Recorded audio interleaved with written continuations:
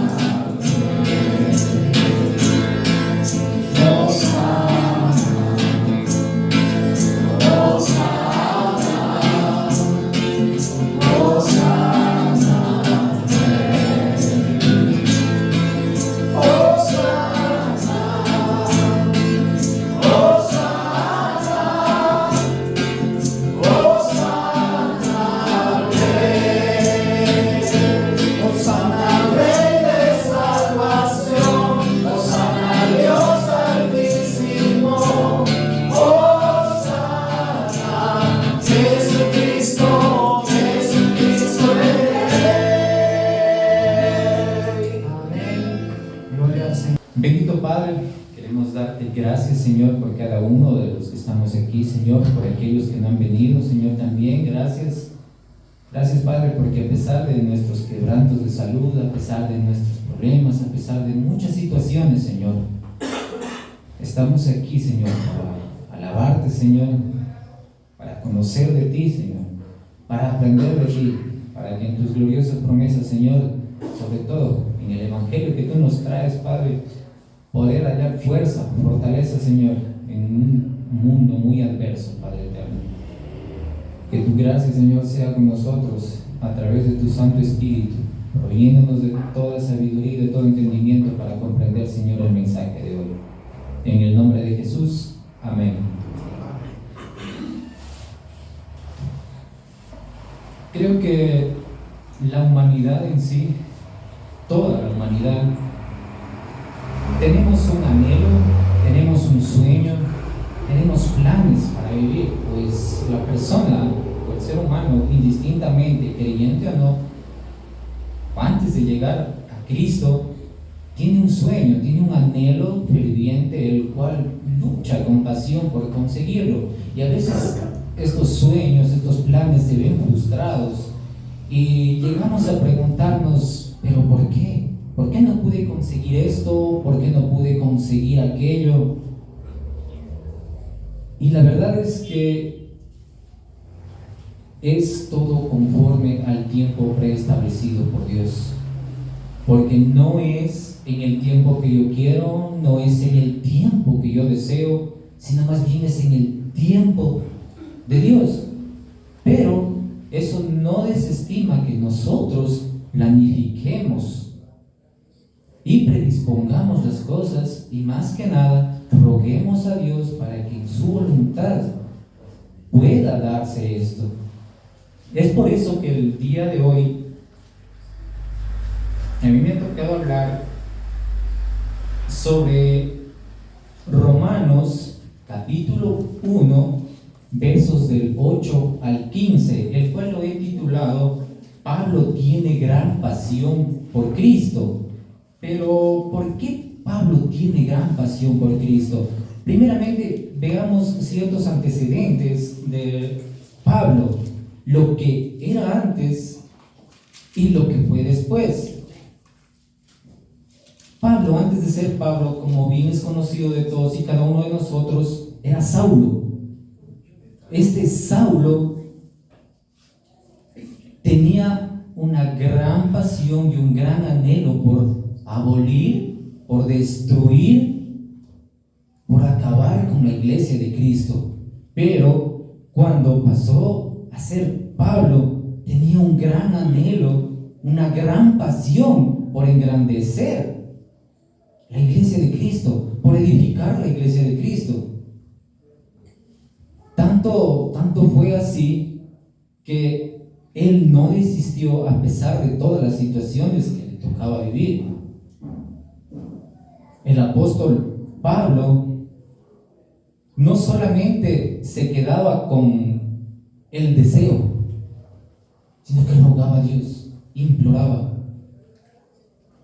Este Saulo de Tarso, un inquisidor, un conocedor de la ley, más tarde, cuando pasa a ser Pablo, y lo que es Romanos en capítulos más adelante dirá, todo lo que yo conocía, todo lo que yo sabía, un maestro, un conocedor de la Torá, lo considero por estiércol, por el conocimiento de Cristo.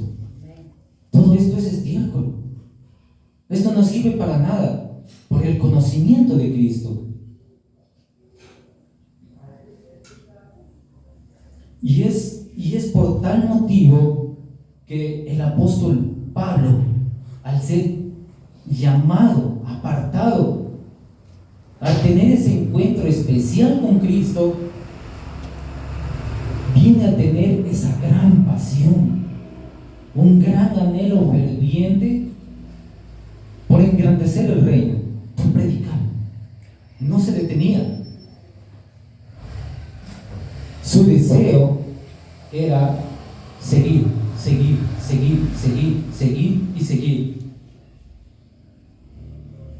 Vamos a ver el texto de Romanos capítulo 1, versos del 8 al 15. Romanos 1, verso 8 dice: en primer lugar, doy gracias a mi Dios por medio de Jesucristo por todos ustedes, pues en el mundo entero se habla bien de su fe.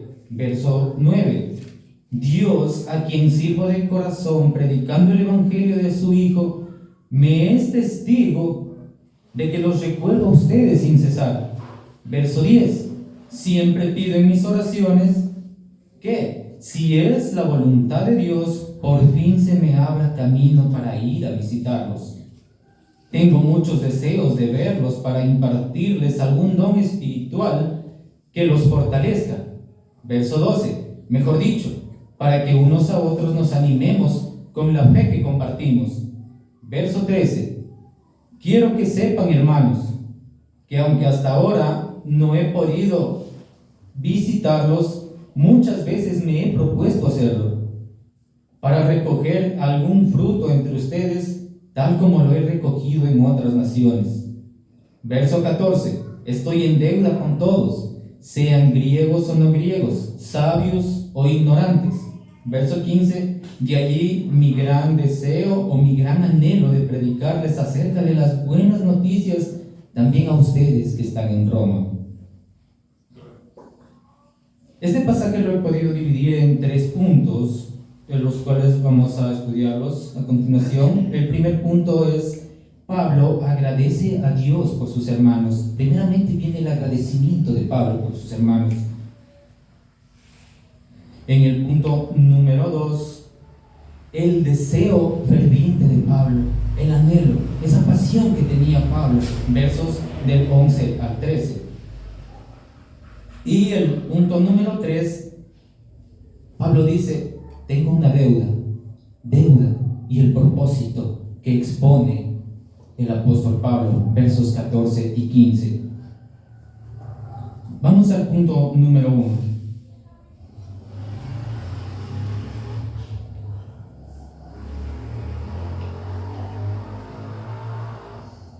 Pablo agradece a Dios por sus hermanos, versos del 8 al 10. En el verso 8, el apóstol Pablo pone en primer lugar el agradecimiento por los hermanos a su Dios. Ojo con esto, no dice al Dios, no dice a Dios, sino a mi Dios. Se apropia de Dios, lo toma como su Dios único y personal, así como deberíamos hacerlo nosotros también. Para Pablo, agradecer a Dios es lo más valioso e importante, pues Él, o sea Dios, es el que le facilita todo. Pablo reconoce su soberanía. Pablo reconoce que Él está por encima de todos y que Él tiene el control de todo. ¿Por qué? Regresemos un poquito. En el verso 1 nos exponía el apóstol Pablo que para él es un privilegio ser llamado. Para él es un privilegio ser apartado. Para él es un privilegio ser siervo. Ser un esclavo para él era algo de alto valor. Para él ser un esclavo no era una fuente de menosprecio, sino una fuente de grandeza. Él se sentía honrado, él se sentía privilegiado al ser un esclavo de Cristo, al estar al servicio de Cristo. Pero ¿cuál era su propósito en todo esto? Predicar el único evangelio, el de Dios. En el mismo verso 8 nos pone, dice, por medio de Jesucristo. Doy gracias, por medio de Jesucristo. Y con esto el apóstol Pablo nos esclarece y nos pone, quizá como lo más importante, no quizá, sino es lo más importante, el intercesor, el único el único medio para llegar al Padre es Jesucristo. No hay más medios. Siempre Pablo da gracias en sus oraciones, da gracias por todos los hermanos, pero por medio de Jesucristo. No dice por San Nicolás, por San Vicente, por San Rafael, por San Pedro, por San Pablo, no. Jesucristo, Él es el medio, no hay más, no. Tampoco es San César, San Oscar, no. Ni San Vladimir, nada, no. Jesucristo, Él es el único medio. Sino a través de Él. Hay un solo mediador entre Dios y los hombres. La veracidad de esta afirmación abuele, extermina cualquier otra afirmación que otras denominaciones religiosas afirman. Podemos citar, por ejemplo, catolicismo, arminianismo, hipercalvinismo, donde catolicismo dice que el medio para llegar al Padre se encuentra a través de otros medios. Hay más medios. Jesucristo no es el único. Para el catolicismo, los innumerables santos son el medio. El arminianismo y hipercalvinismo ponen como las obras que hago antes que la soberanía de Dios, antes que la fe que Él nos da. La fe no es el medio, Jesucristo no es el medio, sino es lo que yo hago, dejando en segundo lugar la soberanía de Dios, quien es el dador de la fe y salvación por medio de Jesucristo, y que el hombre lo puede conseguir por su cuenta. Nótese que a quienes escribe esta carta el apóstol Pablo son a creyentes comunes y corrientes, así como nosotros. No a un grupo selectivo de teólogos y maestros. La profundidad del mensaje es que estos creyentes reconozcan el privilegio de ser lo que son en Cristo y no en nadie más. Pablo les dice: yo oro por ustedes, agradezco por ustedes, pero quiero que sepan que es por medio de Jesucristo que llego al Padre. No soy yo, es Jesucristo. Yo soy un llamado, soy un apartado, soy un esclavo de Jesucristo, estoy al servicio de Jesucristo, pero es por medio de Jesucristo por quien doy gracias a ustedes. Pablo habla de la buena reputación en el mismo verso 8. Habla de la buena reputación de los hermanos en todo el mundo por la fe que tienen en el Señor. Ellos estaban dando una gran reputación, estaban poniendo en alto el nombre del Señor. La fe que ellos tenían estaba sirviendo de influencia para otros, y se estaba hablando bien de la fe, y esto el apóstol Pablo lo reconoce y dice: ok, agradezco por ustedes mediante Jesucristo al Señor Dios Todopoderoso por la fe que ustedes están dando a conocer en el mundo entero. Y esta fe es un don de Dios, vuelvo y repito, que en su soberana gracia les da, y ahora también nos ha sido dado a nosotros. Verso 9, el apóstol Pablo dice: es al Padre a quien sirve Él de corazón. En la Reina Valera dice: le sirvo en mi espíritu. dice, es al Padre al quien yo lo pongo como testigo de que yo predico el Evangelio de su Hijo. Él me es testigo. Él me es testigo de que yo predico el Evangelio de su Hijo. Él me es testigo de que yo pido en oración por ustedes. Él me es testigo de que yo doy gracias por ustedes. Y ahora, quizá no sacado de contexto esto, podríamos decir, pero ¿no estará tomando el santo nombre de Dios en vano? Él tenía una profunda relación con Cristo. Él se mantenía en oración con Cristo. Y no lo hacía cuando él se acordaba. Él lo hacía todo el tiempo. Todo el tiempo. Todo el tiempo. Su comunión era realmente estrecha. Es por eso que Dios es su testigo. Dios sabía lo que él estaba haciendo. Sabía sus planes, sabía sus anhelos, sabía la pasión que él tiene por predicar su evangelio. Dios le es testigo que los recuerda a sus hermanos sin cesar. No sin cesar, no, sin cesar. O sea, sin cansancio. Que no se detenía. Que él estaba constantemente orando, dando gracias, rogando por esta iglesia.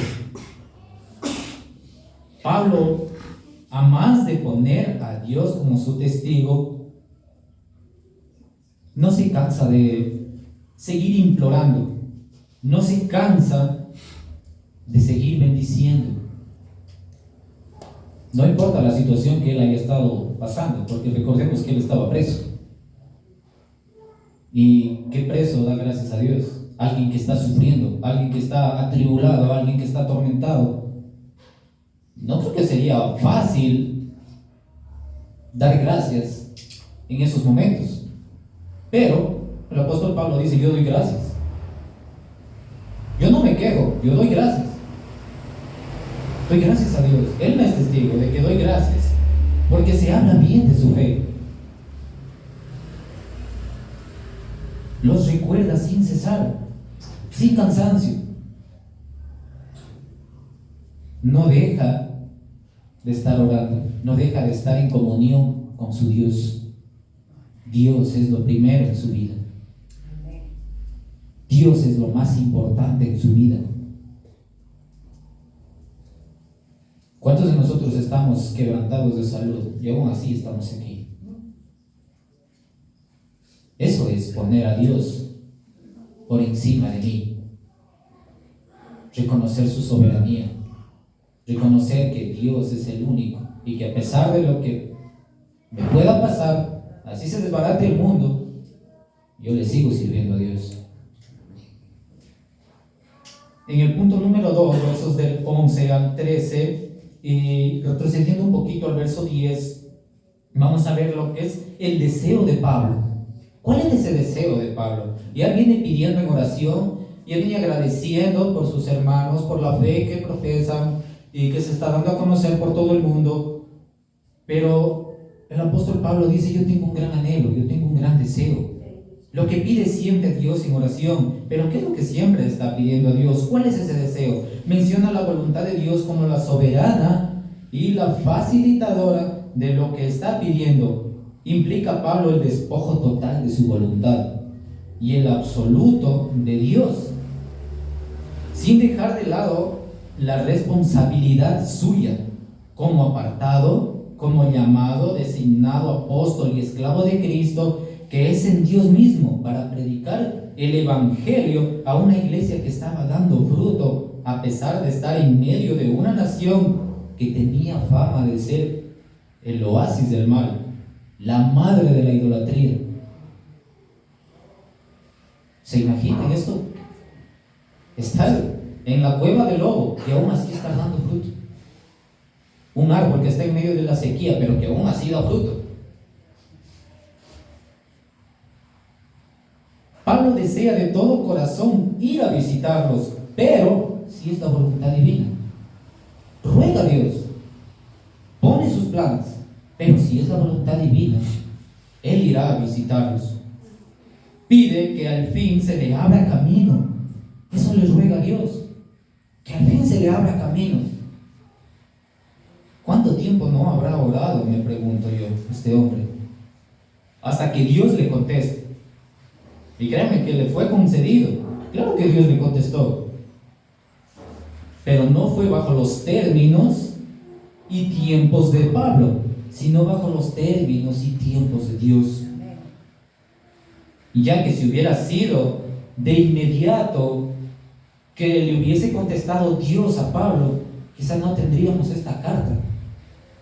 ¿Por qué? Porque Pablo se vio obligado a escribir la carta porque no había respuesta de Dios. No había respuesta de Dios. Él seguía orando, seguía orando, seguía orando, seguía dando gracias, seguía pidiendo, si es que es la voluntad de Dios, al fin se me abra camino, al fin se me abra camino. Lo que nos recuerda que Pablo oraba, oraba, oraba, oraba y oraba. No se cansaba de orar.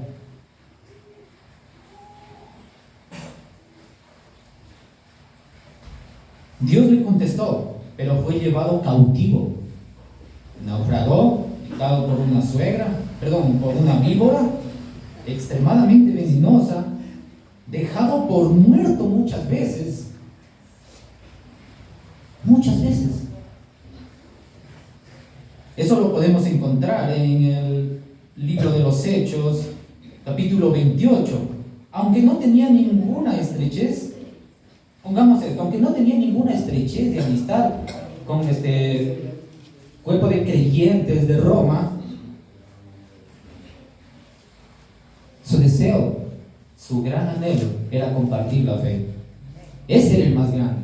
No es mi amistad, no es cómo me llevo, si los conozco, no, pero comparten mi fe, están dando fruto, y eso es lo más grande para mí.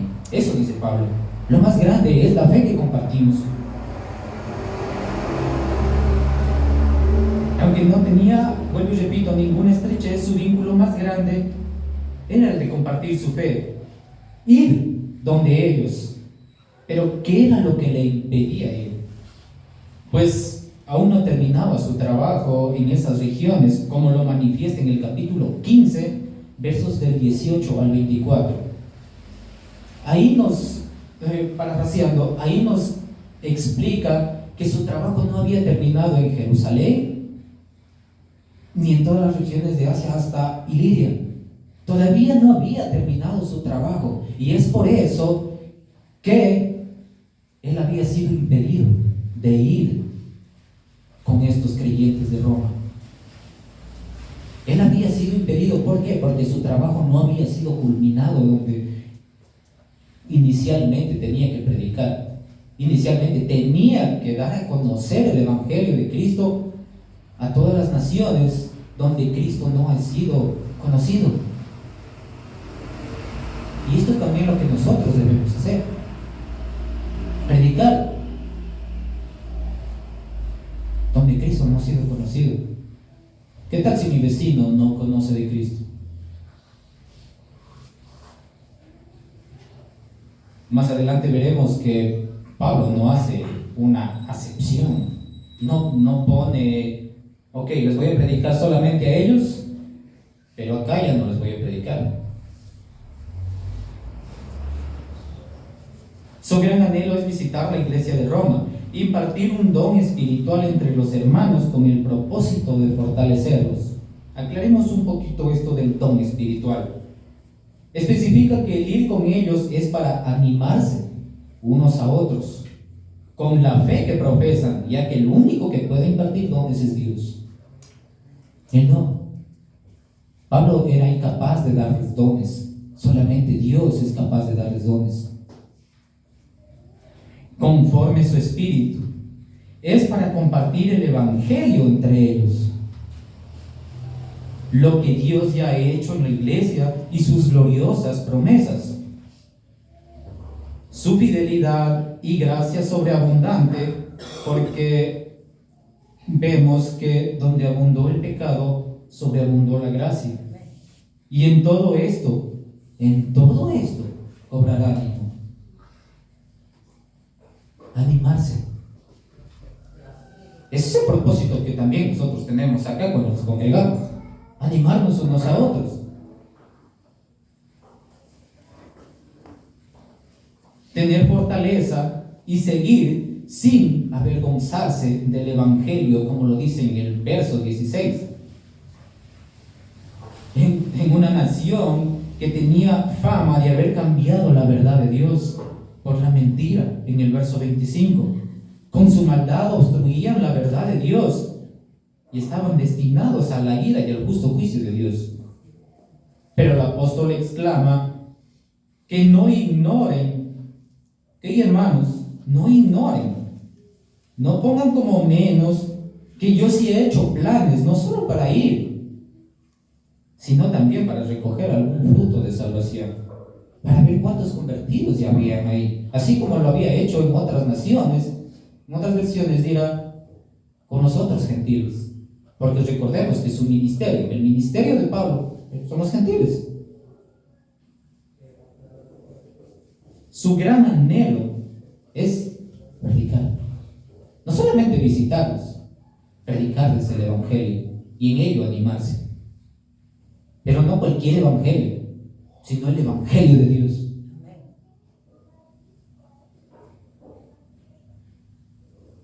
También a los que están en Roma, dice en el verso 15. Mas sin embargo, dice el apóstol Pablo, yo estoy en deuda. Tengo una deuda grande. Lo que nos lleva al punto número 3, la deuda y el propósito de Pablo, versos 14 y 15. Esta deuda no apunta a las cosas materiales, sino más bien espirituales. Y es con todos.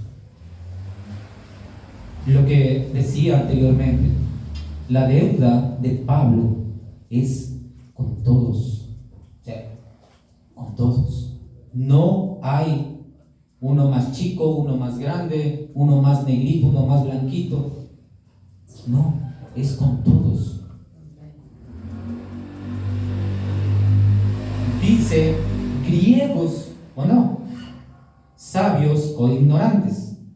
En esto incluye el apóstol Pablo aquellas personas conocedoras, ojo, porque en Roma habían personas conocedoras de filosofías de aquella época, maestros en el conocimiento de la astronomía y matemática, incluso los pone aquellos entendidos de la Torá o los maestros de la ley. Dice que su deuda no es para con Dios, sino lo que de Dios recibió no sería gracia. Si estuviera en deuda con Dios, no sería gracia. Pues Él tiene el deber apostólico de hacerlo, ya que para eso fue escogido, separado, apartado y prometido por Dios por medio de sus profetas en las Sagradas Escrituras, en el verso número 2. ¿Para qué? Para persuadir, para someter a la obediencia a todas las naciones a la fe. En el verso 5, Romanos capítulo 1, verso 5 lo dice explícitamente. Verso 14, el apóstol dice a griegos y no griegos. Yo me quedé con cierta duda con esto de no griegos. Y quise buscar y adentrarme un poquito más y encontré lo más aproximado al original y decía griegos y bárbaros. Esta palabra proviene del griego antiguo bárbaros, que significa extranjero o forastero. La raíz de la palabra es una onomatopeya que imita el sonido de una lengua incomprensible para los griegos, para estos romanos. Para ellos era algo incomprensible entender el idioma de estos bárbaros, que ellos solamente simulaban como el bárbaro. Es por eso que estos griegos les pusieron bárbaros. Los griegos usaban esto para referirse a todos los pueblos que no hablaban obviamente el griego y que no compartían su cultura. Consideraban que estos pueblos eran salvajes, incivilizados y carentes de razón. La palabra bárbaro también fue adquirido como el significado de cruel, brutal o inhumano. Pues recordemos que estos bárbaros más adelante serían los que derrotan a los romanos, los derrocan a este imperio romano. Continúa Pablo diciendo: hay instruidos o hay ignorantes, lo que incluye por igual a los ilustres y a aquellos conocedores, a la gente preparada, a aquellos que tenían títulos, incluidos, vuelvo y repito, los conocedores de la ley, los maestros de la ley, y a los que no tenían tampoco este nivel de conocimiento. Es por eso que desea predicarles el Evangelio, para que se les quite esa ignorancia que tienen, porque no es su saber, no es el título que tienen, no es lo que conocen, de lo que ya se les expuso o de lo que tuvieron la oportunidad de conocer, sino es de lo que Cristo, de lo de Cristo, el Evangelio de Cristo. La sabiduría de ellos es necedad ante los ojos de Dios, pues su conocimiento se basa en la limitación de su entendimiento y no alcanza para justificación, salvación, vida eterna, pues solo el Evangelio de Cristo produce fruto para arrepentimiento y vida eterna por la fe, por creer en el mensaje. Finalmente, Pablo iguala las condiciones en las que estaban todos y la gran necesidad de salvación, incluyendo los maestros de la ley, que por cierto eran judíos. Una, porque estos judíos, estos conocedores de la ley, tenían gran influencia sobre el gobierno de Roma. Ellos influenciaban mucho. Y es por eso también que quiere predicarles. Quiere que sepan del mensaje de salvación. De ellos también sería más eficaz la predicación del Evangelio, pues como conocedores de la ley, como conocedores de la Torá, tenían la ley impresa en sus mentes. Y les sería más fácil, así como a él, predicar el Evangelio, pues en todas sus cartas vemos que su conocimiento que Dios mismo le permitió a Pablo lo pone para expresar las verdades de Dios y exponer la maldad del ser humano.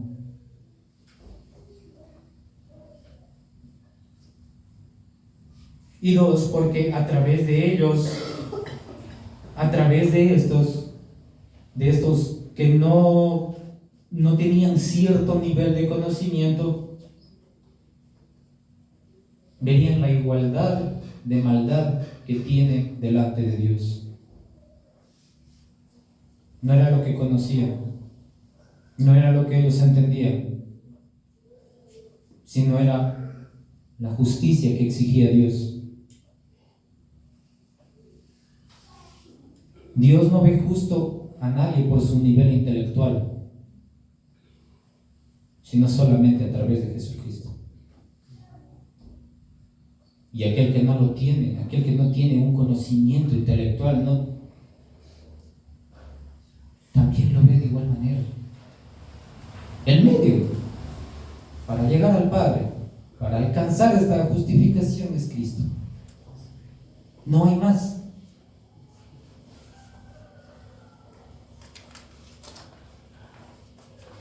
Su saber, dice Pablo, no les alcanza. No son justos en su entendimiento, ni tampoco en su ignorancia. ¿Por qué? Porque no hay un solo justo. Romanos capítulo 3, verso 10. Dios los pone a todos en igualdad de condena para tener misericordia de todos. Romanos 11:32. Ya que su gran necesidad es la salvación en Cristo a través de la predicación del Evangelio de Dios. Y todo aquel que esté a su servicio, que ha sido apartado, debe predicar el Evangelio de Dios. Pues todos los que hemos experimentado esa gracia de salvación, también somos deudores con todos los que no conocen el mensaje. ¿Y cuál es el mensaje? Aquel que trae arrepentimiento y salvación. Arrepentimiento, no un mensaje motivacional. No, todo va a estar bien, no. Tiene que reconocer su pecaminosidad, que no está bien delante de Dios, que sus esfuerzos son en vano si no tiene a Cristo en su vida. Ese es el Evangelio, el que trae arrepentimiento. Querida iglesia, si no estamos predicando este mensaje, este Evangelio de Dios, ¿qué estamos predicando? ¿Solo una motivación? No, el mensaje es para que todos sean salvos. Es por eso que dice el apóstol Pablo: tengo deuda con todos, sabios o ignorantes, griegos o no, conocedores o no conocedores, negros, blancos, chiquitos, bajitos, feos, bonitos, con todos. Es con todos. Estén gordos o flaquitos, igual, a predicarles el Evangelio.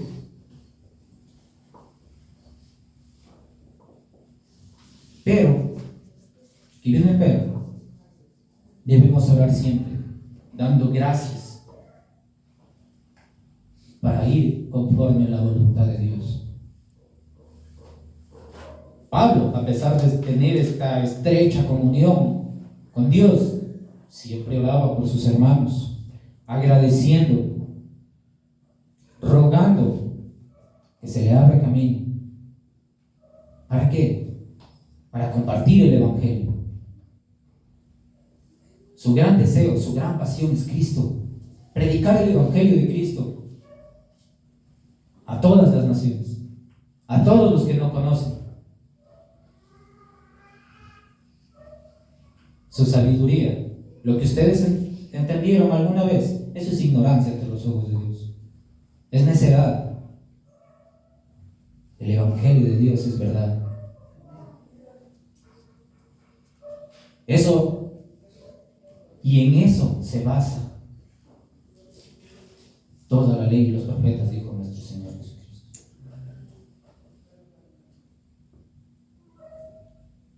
Si no vivimos predicando, si no vivimos para predicar, entonces ¿para qué vivimos, iglesia?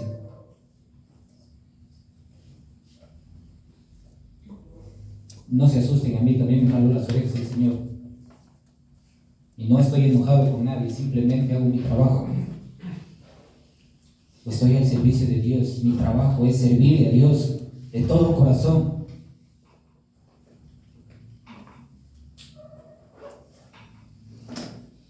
¿Qué debo hacer ahora con toda esta información? ¿Qué debo hacer ahora yo? ¿Cuál es mi trabajo? Debo orar en la voluntad de Dios, dando siempre gracias por todos los hermanos y predisponiendo mi vida entera al servicio de Dios para predicar el Evangelio de Dios a todos por igual. No al que me cae bien le voy a predicar, no solo a él, sino también al que me cae mal. Si Dios hace salir el sol para buenos y malos, ¿por qué nosotros estamos haciendo excepción de personas? El Evangelio es para todos, para todos.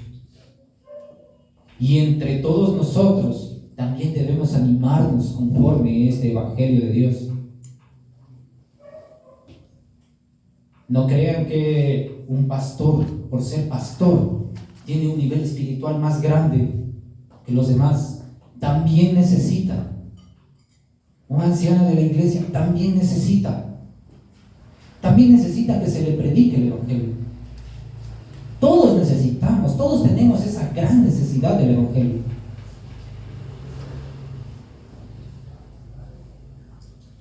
Nuestro trabajo de aquí en adelante va a ser seguir predicando el Evangelio. Mi trabajo va a ser seguir predicando el Evangelio. Vamos ahora. Bendito Dios, gracias por tu palabra, Señor. Gracias, Padre eterno, pues palabras muy duras, Señor, has traído a mi corazón, a mi vida. Pues quizá no estuve haciendo lo que me has dicho, Señor, a través de tu palabra. Permite, Padre, que tu voluntad, Señor, yo siga perseverando, yo siga orando sin cesar, Padre.